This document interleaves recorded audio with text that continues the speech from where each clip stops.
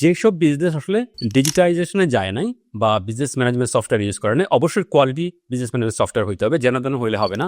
তাদের scale up করা বা প্রফিটেবিলিটি বাড়ানোর সুযোগটা আটকে যায় এই কারণে, বিকজ তারা তাদের এই যে বিজনেসের যাবতীয় অ্যাক্টিভিটি, সেগুলো তাদেরকে কি ইনসাইট দিচ্ছে, কি ধরনের বার্তা দিচ্ছে, তারা কিন্তু সেটা দেখতে পান না স্মার্ট ওয়েতে।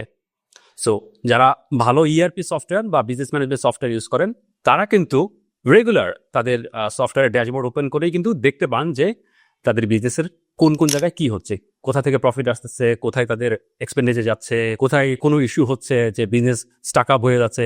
এইসব ডাটা কিন্তু তাদের ওই সফটওয়্যার থেকে তারা দেখতে পান। অবশ্যই সেটা কোয়ালিটি সফটওয়্যার হইতে হবে, আদারওয়াইজ কিন্তু আপনি সেটা পাবেন না। আপনি যদি একটা কোয়ালিটি সফটওয়্যার ইউজ করেন, সেক্ষেত্রে কি হবে, কোন এরিয়া থেকে আপনি প্রফিট পাচ্ছেন সেটা আপনি সহজে দেখতে পাবেন।